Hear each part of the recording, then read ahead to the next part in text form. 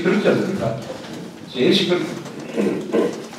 그래서 그게 바로 북한이 작년 말에 한 화폐 계획이 바로 그거 아닙니까? 김정희가 딱 내려다 보니까 시장을 들락날락 하면서 돈을 번 사람이 있다 이거예요. 이 돈 번 사람은 노동당 명령을 잘 안 들어. 돈 버는 쪽으로 간다 이겁니다. 야, 나보다 더 센 사람이 있구나. 시장 돈이 내보다 더 힘이 센 모양이다. 질투심이 생겼어요. 그래서 화폐 계획을 딱 해가지고 돈을 좀 모은 사람은 그걸 다 빼들어 버렸습니다. 강탈했습니다. 강탈. 그런데 강탈하고 보니까 이게 노동당 간부들도 돈을 뺏기고 이러니까 완전히 지금 김정일은 원한의 지금 대상이 돼 있어요. 바로 그런 짓이 조선조입니다. 그래서 북한은 조선조예요. 북조선 인민공화국 바로 조선을 이어가는 게 북한이죠. 여기다가 일제시대가 하나 더 붙여졌는데 이런 과정 통해서 대원군이 나와서 모처럼 계획을 한번 해보겠다고 서원도 철폐하고 이렇게 해보니까 수구 세력의 반격 때문에 10년 만에 실각을 하고 그 뒤에는 당파싸움은 극도로 진행이 되고 김옥균 같은 개혁자가 나와가지고 이 젊은 사람이 이 수구 세력을 좀 청산해보자고 하면서 힘을 빌린 게 또 일본 사람 힘을 빌려가지고 스스로의 힘이 아니라 외세의 힘을 빌려가지고 계획을 하겠다고 하면은 반드시 외세한테 이용당하는 거죠. 외세의 힘을 빌려가지고 내부를 개혁하겠다고 하면은 반드시 외세의 조종에 돌아가게 되는 것입니다. 그 스스로의 힘으로 일본의 명치유신처럼 외세의 힘을 빌지 않고 우리의 힘으로 사스마, 조슈 이런 사람들의 힘을 빌려가지고 우리 힘으로 이렇게 되면 계획이 되는데 일본의 도움을 받아가지고 또는 중국의 도움을 받아가지고 러시아의 도움을 받아가지고 뭘 해보겠다고 하면 반드시 이용당하게 됩니다. 그렇게 하다가 결국 우리가 나라를 잊어버렸는데 그 전에 러일전쟁이 결정적이죠. 1905년 러일전쟁에서 일본이 이김으로써 한반도에 대해서 어떤 나라의 간섭도 받지 않고 관할권을 행사하게 되었습니다. 미국도 거기에 동의해주고 러시아도 패전하는 바람에 한반도는 일본을 나와가지고 본다 하는 것이 합의가 되는 바람에 1910년에 한일 합병은 이미 그때 예정된 것입니다. 이완용이가 팔아먹은 게 아니에요. 러일 전쟁 때 일본이 이겼기 때문에 뺏어간 것이죠. 이것을 몇 사람이 매국노한테 다 뒤집으시고 호정은 잘하려고 했는데 민비도 잘하려고 했는데 대웅은도 잘하려고 했는데 을사오적하고 그 친구들 때문에 나라가 망했다고 이렇게 역사를 가르치면은 우리가 거기서 뭘 배우겠습니까? 을사오적만 없었으면은 우리나라가 지금까지 독립을 유지할 수 있었다? 그림도 없는 이야기죠.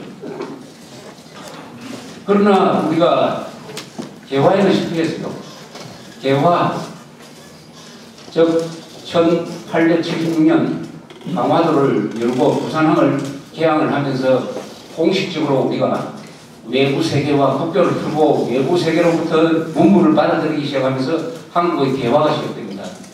개화의 목표나 진로에 대해서 여러 가지 방법론이 있었어요. 왕권을 강화해야 된다든지 아니면은 서방 지식으로 가야 된다든지 또는 우리 실력을 기르고 서방의 기술을 우리가 구체적으로 소화해서 받아들여주는 이런 절충식이라는 여러 방법이 진행이 되다가 러일 전쟁을 겪으면서 한국이 지향해야 될 바는 뭐냐? 역시 자유민주주의 쪽이다. 자유민주주의 쪽이라는 이 방향이 생기게 됩니다. 그러면서 독립운동 시기에 자유민주주의가 어느 사이 우리 독립운동의 가장 중요한 이상이 되어 있습니다. 공산주의가 아니고 상해 임시정부를 만들어서 헌법을 만들었는데 거기도 사회주의적인 헌법이 들어간 것이 아니고 자유민주주의 국가를 만든다. 자유, 민주, 평등 이런 말이 이 일제시대에 우리의 입에서 그냥 저절로 나오게 됐어요. 방향감각을 그런 식으로 만들었어요. 그 여러 가지 수라장 속에서 여러 가지 갈등 속에서 이렇게 몇십 년 동안 한국 사람들이 고민하다가 살 길을 어디서 찾았느냐? 자유민주주의다. 즉 서양식 민주주의, 자유민주주의식으로 나라를 만들어야 되겠다는 합의가 저절로 이루어졌습니다. 이것을 담은 문서가 뭐냐? 바로 3.1 독립운동 선언서입니다. 이 최남선이가 기초한 그 문서는 완전히 그 뒤에 만들어진 헌법하고 똑같아요. 이 자유민주주의 쪽으로 가야 된다는 이 합의가 이루어지는 과정에서 그 흐름 속에서 하나의 인물이 탄생한 거죠. 그 시대 정신을 구현을 하고 그 목표를 실천할 사람이 한 사람 만들어졌습니다. 그 사람이 누굽니까? 이승만 대통령이죠. 이승만 대통령이 바로 개화운동이 만들어낸 가장 최고 인물인 것입니다. 즉 이승만 대통령에 대해서 대한민국은 자유로 가져갔어요. 자유라는 방향을 딱 잡았습니다. 다만 심지로 들어가 버렸지. 식민지 시대가 됐지만은 우리가 자유 독립해야 된다. 자주 독립해야 된다. 공산주의로 가서는 안 된다. 또 왕정 복고로 가서도 안 된다. 조선조를 우리가 복구시키기 위해서 독립운동한 게 아니지 않습니까? 새로운 나라를 만들기 위해서 한 거지. 근데 다른 나라는 이 독립하다가 보면은 왕정으로 돌아가는 나라가 들어 있습니다. 그러나 우리는 그러지 않았어요. 그것을 구현한 사람이 이승만입니다. 이승만은 또 미국에 갔다. 자유민주주의 본산인 미국에 갔다. 거기서 자유민주적 철학과 자유민주주의적 정치와 자유민주주의적 외교와 경제를 다 스스로 체득을 하게 됩니다. 거기에 기독교라는 새로운 세력이 생깁니다. 기독교, 미국, 이승만 등등 이런 사람들이 독립운동을 주도를 하게 되었습니다. 그래서 1919년 3월 1일 독립선언서가 만들어졌을 때 33명 중에 그 안에 기독교인이 16명이 들어갔어요. 그 지향하는 바는 다 자유민주 쪽으로 갔습니다. 상해 임시정부가 만들어졌어요. 초대 대통령이 이승만이 됐습니다. 그 헌법이 또 자유민주 쪽으로 했어요. 이 김구와 이승만 두 위대한 독립투사가 임시정부에 관여를 하고 특히 김구 선생이 임시정부의 주인 역할을 오랫동안 하면서 무슨 역할을 했느냐. 한국의 독립운동이 공산주의자한테 주도권이 넘어가지 않도록 그것을 지켜냈어요. 김구 선생의 역할이 있습니다. 역할이 큽니다.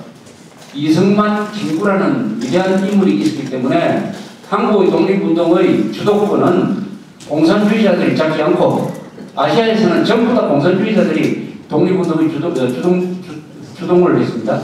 대표적인 인물이 호지민과 고택동 아닙니까? 그러나 한반도만은 한국만은 이승만, 김구로 대표되는 자유민주주의파가 독립운동을 주도를 하고 그 연장선상에서 대한민국이 있었어요. 대한민국이 갑자기 자유민주주의 위에 갑자기 생긴 게 아닙니다. 독립운동의 노선 위에서 자유민주주의 대한민국이 쓴 것이니까요. 그리고 일제시대 36년 동안에 우리는 뭘 했느냐? 36년 동안에 그러면 압제를 받으면서 우리는 노예처럼 죽어 지냈습니까? 36년을 산 분들이 그렇게 죽어 지냈습니까? 우리가 36년 동안에 뭘 했습니까? 우선 살아남았지 않습니까? 민족으로서 살아남았어요. 한국말 잊어버리지 않고 한국 역사 잊어버리지 않고 애국심을 견지를 하면서 하나님 민족 집단으로서 살아남았어요. 창시 개명한다, 뭘 한다, 괴롭혔지만은 살아남았습니다. 그 다음에 공부를 했습니다. 실력을 길렀어요. 그 36년 동안에 무슨 실력을 길렀느냐? 우선은 일본을 통해서 들어오는 선진 기술을 우리가 배워야 됩니다. 그래서 학교에도 가고 공장도 만들고 기술도 배우고 시험에 쳐서 군수도 되고 그리고 군대도 가고 해서 일본을 통해서 우리가 근대화의 기술을 익혔습니다. 교육을 했습니다. 교육. 물론 그 교육은 일제가 통치 사원에서 가르친 교육이죠. 그러나 우리가 배울 때는 일본의 종이 되기 위해서, 일본에 충성하기 위해서 배운 것이 아니고 이 기술을 배워서 언젠가는 독립을 해야 되겠다. 그때까지 우선 실력을 길러야 되겠다. 해서 우리 머리 좋은 사람들이 배우기 시작하니까 놀라운 속도로 실력 있는 사람들이 많이 생기게 되었습니다.